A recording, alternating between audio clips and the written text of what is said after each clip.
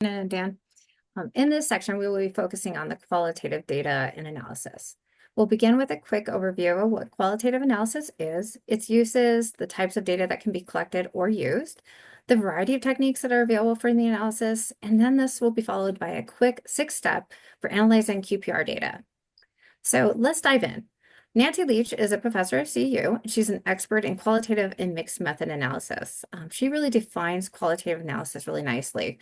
It's a process of systematically organizing, interpreting, and making sense of textual, visual, and other forms of data to understand meanings, patterns, relationships with the context of a research or evaluation and program question. So there's a lot in there. So really kind of distilling down, it's really knowing that qualitative analysis provides that why and how, and really compared to the quantitative, which you get that what and how many.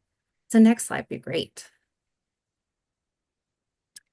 So qualitative has many purposes, and here we're going to really focus on the community program and policy. It can help really amplify community and individual voices. It can really integrate their thoughts and their knowledge to be really integrated into that work. It helps us dive deeper into the quantitative findings to understand underlying dynamics. It can help us build connection with community and program participants. It can also help us assess readiness for new programs and policies. And in addition, qualitative analysis can help us identify challenges and facilitators, which we'll see later in this webinar. On this next slide, we really provide some kind of the common types of qualitative data. Please note that there are many more data sources that are not listed here, but we just wanted to give you an example. Quantitative data really comes in either a primary or secondary too, but we kind of define them a little differently than the quantitative. Primary data really refers to what you're collecting that refers to the data, the study you're working on, but it also has secondary. It can use pre-existing sources. Examples of data sources include interviews, focus groups, open-ended surveys, documents like meeting notes and reports. Can also go into visuals such as artwork and photos, observational data, and even social media. This slide also highlights several analysis approaches. You can also use them in combination. Thematic analysis is probably one they've heard of. It's the most commonly used one, but there's also others you can use, like constant comparative analysis.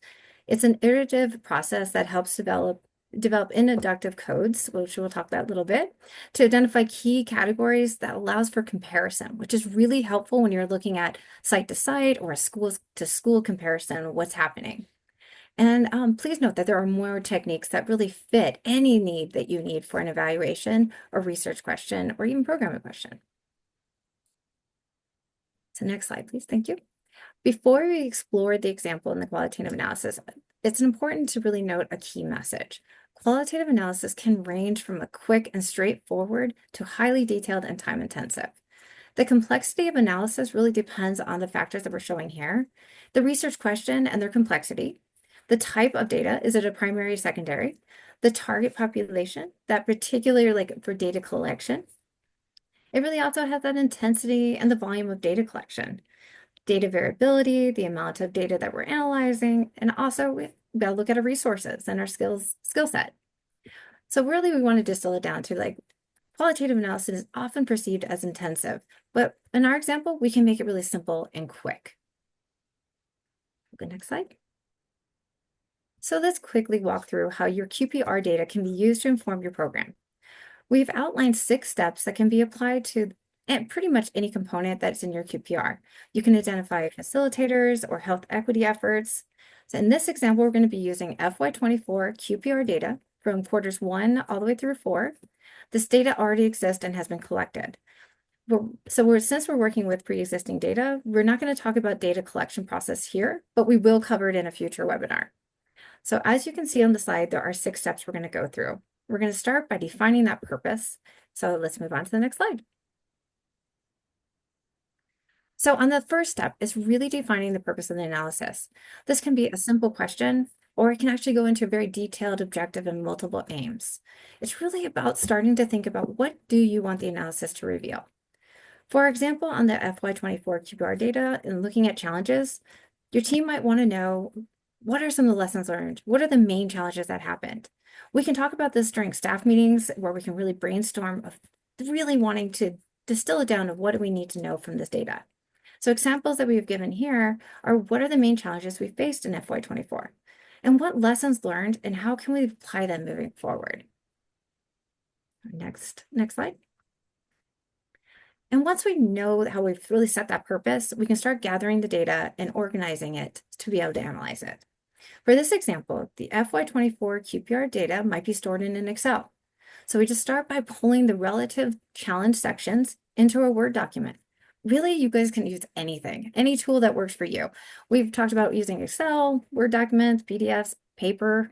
Really, just keep it simple to what you need. To organize the data, you might want to put it in order of quarters just to be able to go through and see if there's trends or lessons learned going from Q1 all the way to Q4. When we talk about standardizing your data, it really simply just making the data look the same across the whole thing. The same font, the same font type, size, really that overall format where the data can really show that you can actually look at the better analysis of the content rather than focusing on the formatting. And so when you're next step, you're going to be familiarizing yourself with the data. This thing is just reading through at a high level and noting what you see, reflecting on it, doing annotations directly on the document or putting sticky notes. You can really do it anywhere just to kind of get that reflection. And now we're going to actually dive into codes.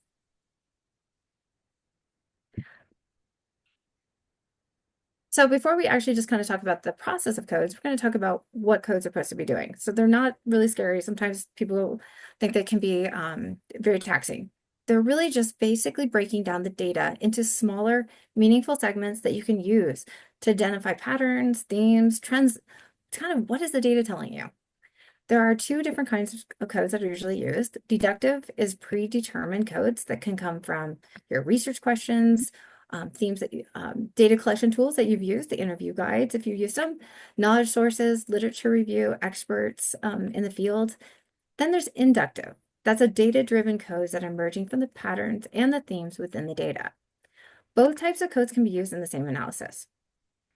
Once the coding type is really determined, the next step is to just do a code table. And the code table doesn't have to be fancy. It just needs to have code names, descriptions, maybe colors if you're using colors as a determiner, notes so people can put what they're seeing. You can also put inclusion or exclusion of using that code.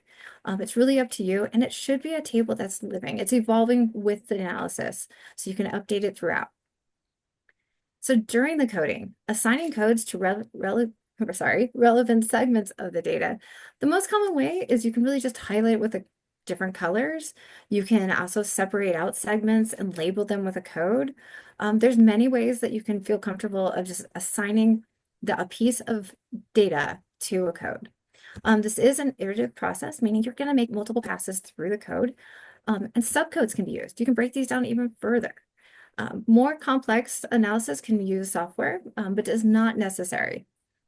And as seen on this slide, we gave an example of that QPR data. So you're seeing the created for each code, we have a color.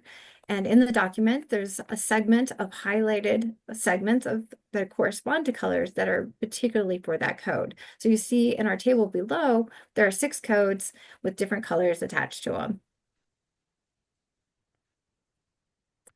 Next slide. So once we have the coding done, now we're going to be identifying and interpreting those themes. We're looking at the codes that really are the codes grouping together somehow. Are they looking like they identify an overarching theme? So in our example, we saw partners and we saw partner capacity. That really ended up including 3 different codes. We had rural partners, school partners, and this overall partners. So that was an easier thing to see. Partner capacity was the theme. Is there codes that sometimes actually stand on their own that actually are other themes? So in that example, you can see stakeholder. Stakeholder engagement really crossed over as being its own overarching theme. Adding emerging themes to your code table really helps keep it aligned with the codes and with your research and evaluation question. And then our next step is really interpreting what does these themes mean to us? So several questions you can ask yourself and your team is what insights does these themes really reveal? How do we connect these analysis questions to application of the lessons learned? For example, we saw under our theme of work capacity, there's something going on with the lesson learned on the cross training emerging as an area of helping the work capacity area. So that was something that revealed itself. So we highly encourage you documenting your team's reflections and thoughts of how these themes evolved and how they really answer your program questions. On our next slide, we really wanted to provide recommendations of the findings and next steps that relate really to our samples to make it relevant. In addition to presenting the overall themes that we found, we would note lessons learned like we were talking about. And that's that cross-training staff helped relieve impact of staffing turnover. So this is a great place to really reflect that was helpful in work capacity and now how we could implement using it. Also, we determined possible solutions to the challenges, such as we're providing virtual meetings and trainings for options of the rural partners. We also presented the findings for maybe a variety of stakeholders. We have internal staff, we have our STEPP POCs, and finally, we really developed a plan to implement the proposed solutions. That ensures that our challenges are effectively addressed. Next slide.